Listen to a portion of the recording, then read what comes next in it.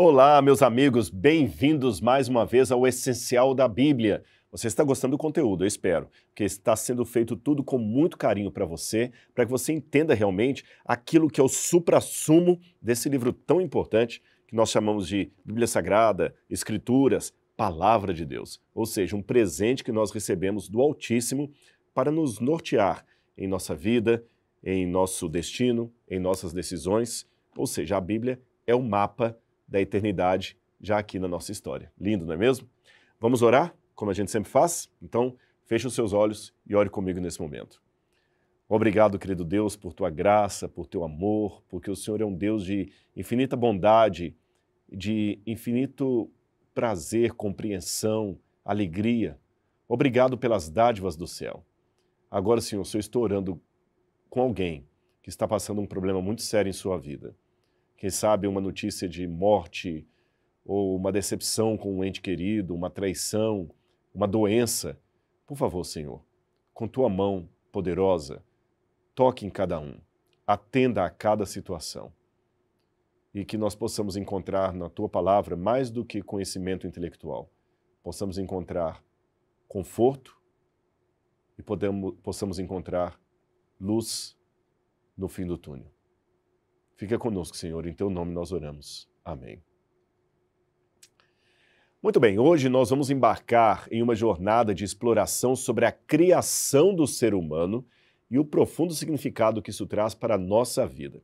Essa discussão não apenas lançará luz sobre as nossas origens, mas também vai nos ajudar a entender melhor o nosso propósito e nos dar ainda, além de tudo isso, um senso mais profundo de significado e identidade. Afinal, para compreender verdadeiramente quem nós somos e para onde nós vamos, e também por que estamos indo aqui, é essencial, em primeiro lugar, saber qual é o nosso ponto de partida. Simples assim.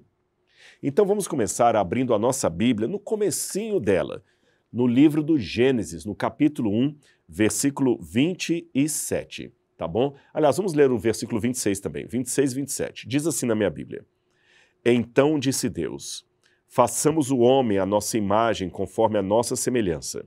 Domine ele sobre os peixes do mar, sobre as aves do céu, sobre os grandes animais de toda a terra, e sobre todos os grandes animais que se movem rente ao chão. Criou Deus o homem à sua imagem, a imagem de Deus o criou. Homem e mulher os criou. Que início de história bonito. Eu acho bonito. Como Deus nos amou e nos criou. E a Bíblia aqui faz uma declaração ousada, que nós temos em nossa origem uma ligação direta com o Criador do universo. Uma passagem aqui que, para mim, ressalta a magnificência da criação humana, ou seja, nós não somos produtos do acaso, nós somos fruto de uma intenção deliberada do Criador, de Deus. Mais do que isso, nós somos formados, criados à imagem daquele que fez o universo. Semelhantes, diz o texto. Na verdade, isto aqui nos confere um valor inerente que vai para além de qualquer compreensão humana. É mais belo do que nós somos capazes de entender ou descrever. É mais profundo do que somos capazes de acessar. Nós somos feitos à imagem de Deus, só isso. Mas há no texto um outro detalhe muito importante. Aqui a Bíblia diz que nós não somos apenas criados para respirar. Nós somos formados, criados com um propósito. Veja bem na sua Bíblia. O texto é claro em dizer que nós somos chamados para exercer domínio sobre a terra, sobre os animais, uma comissão dada diretamente por Deus à humanidade. Ou seja, a criação foi posta sob o nosso domínio.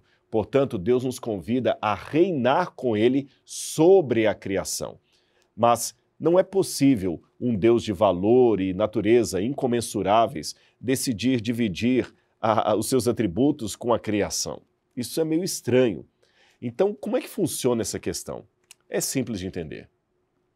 Esse Deus, que aparentemente não teria como dividir nada conosco, por um amor, por uma graça, resolve partilhar com a humanidade os seus prazeres.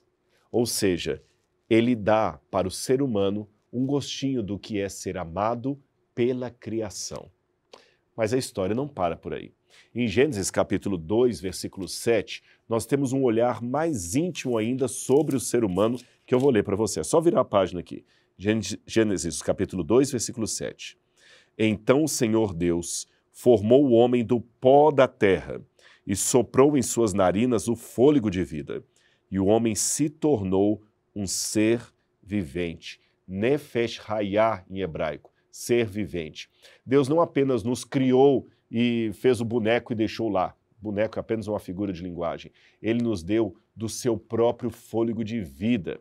Então esse fôlego não pode ser visto como algo de um Deus distante, como a proposta de uma filosofia chamada deísmo, que acredita que Deus criou e abandonou. Não, Deus tem uma ligação com o ser humano. Ele se aproxima, porque para nos dar do seu fôlego, ele se aproxima daquele ser criado do pó. Ele respira sobre nós a vida. Então nós, seres humanos, somos mais do que seres físicos. Nós somos mais do que seres espirituais. Nós somos a junção, um composto único. Nefesh Hayah, alma vivente. Nós somos seres que têm uma alma vivente composta do pó da terra e do próprio fôlego de Deus. Esse ato de criação tem implicações profundas e indica que a nossa existência não é meramente física ou tangível. Nós temos também uma dimensão espiritual que é eternamente conectada ao nosso Criador. Isso nos faz entender que somos seres especiais, ainda que pequeninos, menos que um grão de areia na poeira cósmica do universo. Mesmo assim, somos criados por amor e com um propósito divino em relação a nós. Ou seja, nós não somos apenas criaturas vagueando sem rumo por esse mundo ao seu próprio destino. O próprio relato do Gênesis faz jus ao nome que Deus gosta de usar para se identificar conosco. Que nome seria esse? Pai. Nós percebemos que temos dele uma filiação direta e proposital, ou seja, Deus nos criou para sermos seus filhos e suas filhas. Não somos criaturas órfãs no universo. Nós temos um Criador. E ao refletir sobre essas verdades, a gente percebe que cada um de nós, independente da sua constituição, é uma obra-prima de Deus. Cada um de nós somos criados com propósito e para um propósito. E sabe o que é mais legal de tudo isso? Nós somos amados, valorizados e desejados pela maior mente de todo o universo. Nós somos desejados por Deus. Esta realidade deve nos levar a um sentido renovado de propósito, de identidade. Ou seja, se alguém não gosta de você, que pena que ele tem mau gosto, porque Deus tem um propósito para a sua vida. Deus ama você. Nós não somos um caso de amor não correspondido. O Criador, embora em si mesmo se bastasse, resolveu contar conosco e nos desejou antes mesmo que fôssemos criados. Imagine que você está, só numa imagem mesmo, olhando para uma pintura complexa, cheia de detalhes, destas que os artistas famosos, renascentistas, os que eu mais amo, gostavam de pintar. Aí você olha para aquele quadro, quem sabe uma Mona Lisa, e à primeira vista você vê apenas cores e formas. Mas ao entender a intenção do artista, aquela pintura, aquela Mona Lisa, ganha um significado novo, mais profundo. É como se antes você não tivesse a linguagem para quebrar o código daquela pintura. Da mesma forma, entender a nossa origem divina, ou quebrar esse código dessa pintura que somos nós, isso nos ajuda a ver além das coisas simples do cotidiano e a encontrar um propósito maior em tudo o que fazemos e em tudo o que acontece ao nosso redor. Raciocine assim: você não é um acidente, muito menos uma escolha aleatória de partículas que se juntaram sem nenhum propósito. Não, você é como se fosse uma pintura, uma escultura cuidadosamente feita por um artista habilidoso, que nós chamamos de Deus. Ele fez você com um propósito. Isto significa muita coisa na vida, sabe? A maneira como você vive, como você interage com os outros, a maneira como você cuida do planeta e a maneira como você percebe a história. Tudo é moldado pelo modo como você se relaciona com esta verdade que nós somos criados à imagem e semelhança de Deus. Mesmo hoje tendo muitos defeitos, muita falta de virtude, ainda assim, existe algo dessa imagem que o pecado quebrou, mas que Deus está disposto a reconstituir através do sacrifício de Cristo. Mas isso será assunto para uma outra aula. Agora, já que eu entrei nesse assunto, eu quero fazer uma outra comparação. Imagine que você se visse agora não como uma obra de Leonardo da Vinci, mas como um brinquedo quebrado, sem valor. Alguma coisa ali, uma boneca quebrada no chão, um carrinho.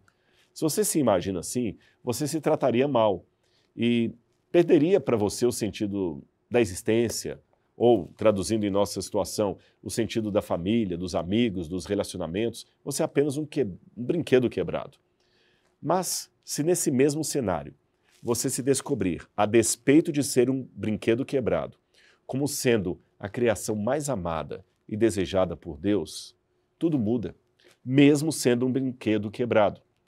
Sabe, eu repito para que fique bem claro na sua mente. A despeito do que muitos cientistas dizem, você não é apenas uma poeira cósmica acidental. Você é um filho, você é uma filha de Deus. E se você olhar desse jeito, você vai ter um entendimento diferente da vida. Alguns podem pensar que isso é apenas uma maneira poética de fazer você se sentir melhor, mas não. No fundo, todos nós sabemos que há algo além.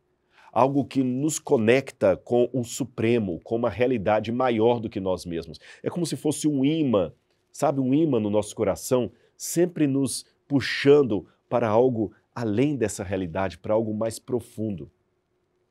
Agora sim, vamos voltar os olhares para a história bíblica do Gênesis. Ali nós encontramos, depois da criação, o relato da tentação e queda do casal humano. É como um filme de suspense, onde a serpente engana Eva, a humanidade cai em desobediência e, em consequência disso, vem o pecado, a morte e todas as consequências no mundo. Ou seja, um muro foi erguido, nos separando do Deus Criador que nos amava. Mas o que isso quer dizer? O que isso significa para nós hoje? Eu falo para você, é como se todos nós carregássemos uma mancha desse pecado original que afeta tudo em nossa vida. É como se fosse uma sombra escura, sabe? No entanto, fique tranquilo porque há esperança. Imagine comigo uma luz brilhando através das nuvens escuras, uma luz irradiando leveza e brilho. Deus prometeu na Bíblia que enviaria um Salvador para redimir a humanidade. É uma história, portanto, não de queda e desespero, mas de esperança e redenção. É um filme com um final feliz garantido. Portanto, ao pensar sobre a queda da humanidade, lembre-se não só das consequências ruins, das dores, das perdas envolvidas, mas também da promessa de restauração, a promessa de um Deus, de um Salvador. É como se Deus estivesse escrito um roteiro de paz para a humanidade. E apesar dos erros e desvios desse roteiro, Deus ainda tem um plano para nos trazer de volta para Ele. Apesar do trágico evento da queda, Deus não abandonou a humanidade ao pecado e à morte. Quando você vai ao Gênesis, no capítulo 3, verso 15, você vê ali a promessa de Deus de uma redenção. Eu vou ler para você. Deus falou assim: eu porei inimizade entre você, Deus está falando para a serpente, e a mulher, entre a sua descendência, a descendência da serpente, e o descendente da mulher, e você lhe ferirá o calcanhar.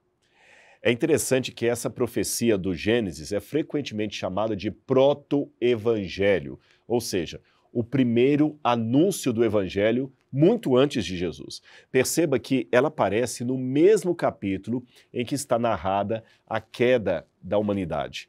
Ou seja, a Bíblia nos conta da doença, mas logo em seguida nos deixa com o remédio de Deus. Ou seja, Deus tem um plano de atuação a nosso favor. E eu não quero dar mais spoiler sobre isso, porque esse assunto da salvação, da promessa de Deus, será o tema do nosso próximo encontro, tá bem? O que eu posso adiantar para você aqui é que essa promessa da vinda de um Salvador torna-se o fio condutor que percorre todo o restante da Bíblia, desde o Gênesis, o primeiro livro que aparece aqui, até ao Apocalipse. Ou seja, a Bíblia está repleta de promessas de Deus sobre a vinda de um Redentor que esmagaria a cabeça da serpente, restauraria a humanidade para Deus, restauraria a imagem perdida de Deus no ser humano e, para ser mais preciso, toda a Bíblia, na verdade, é uma história só que mostra as ações de Deus para resgatar, para salvar os seus filhos desta condição em que nos encontramos para a condição melhor da eternidade. E no centro dessa história está o elemento-chave, o Redentor prometido, que nós cristãos entendemos ser Jesus de Nazaré. Agora, imagine comigo, você está numa sala escura, confusa, ali, tateando no breu, tentando encontrar o caminho, você tateia, tenta achar o rumo e nada.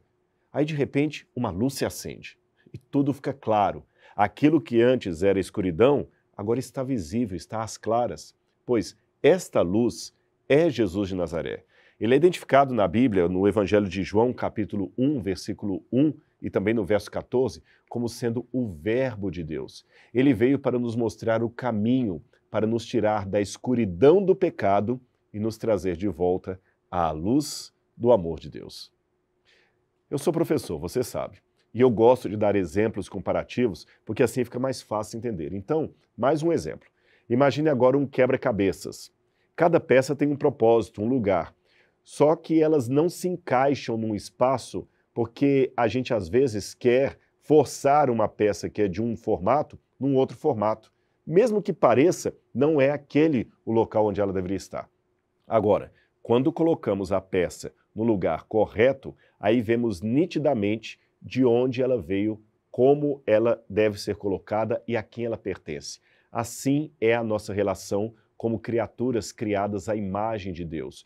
Nós caímos no pecado, então nós somos deformados pela injustiça, pelo caos, mas Jesus veio para nos restaurar, ou seja, ele mostra que nós somos a peça que está no lugar errado, nós pertencemos a um lugar específico, no grande quebra-cabeça do amor de Deus. Ou seja, é assim que a nossa vida tem propósito e significado. E mais uma vez, você já se perguntou assim, quem sabe olhando até para si mesmo no espelho, quem você é? Já que eu falei de espelho, é como tentar olhar o seu reflexo e tentar entender o que está vendo. Às vezes nós vemos espelhos meio embaçados, quando você sai do banheiro ali, está cheio de vapor. Às vezes nos vemos de maneira assim deturpada, já idosos ou cansados. Agora, quando nós entendemos que somos mais do que aquela mera imagem refletida no espelho, que nós somos filhos de Deus, é como se o mesmo reflexo agora ficasse mais claro, mais límpido. Ou seja, sabemos quem somos, de onde viemos e para onde vamos. É isto que nos dá autoestima. A autoestima correta, não o narcisismo.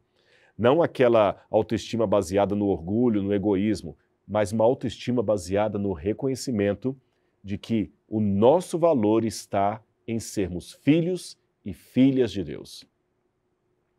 Imagine agora que você está em uma grande família. Cada pessoa é um filho de Deus.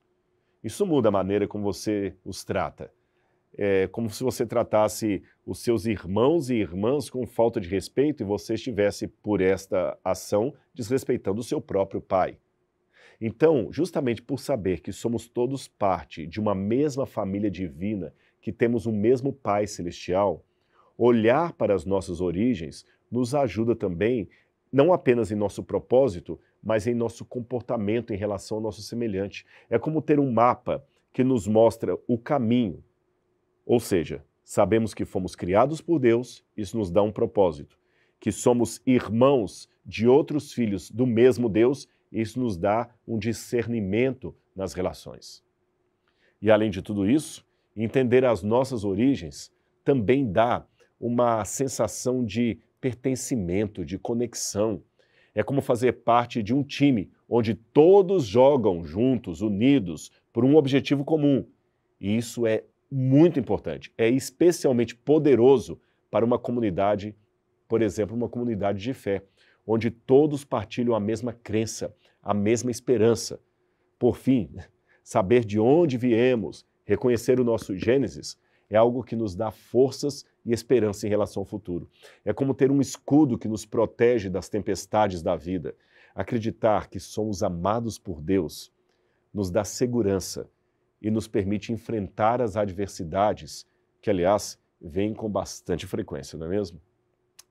Bem, a aula de hoje está chegando ao fim e nós estamos agora prontos para uma nova etapa, já que agora nós soubemos sobre a origem da humanidade, de onde viemos. Agora vem uma questão, aliás, essencial. Como nós podemos decidir o nosso caminho? Percebeu essa pergunta? Ou seja, entender as nossas origens é como ter uma bússola, um guia que molda quem somos, qual o nosso propósito, a nossa conexão com os nossos semelhantes, a nossa força diante dos problemas. Ou seja, o Gênesis é uma instrução poderosa para entender, afinal de contas, quem somos nós e entendermos que somos algo que Deus desejou no coração dele. Somos amados de Deus. Eu vou ficando por aqui, mas eu encontro com você na nossa próxima aula, aqui na nossa sala, para continuarmos navegando nas páginas do livro sagrado e entendermos bem o essencial da Bíblia. Um grande abraço e até lá. Tchau, tchau.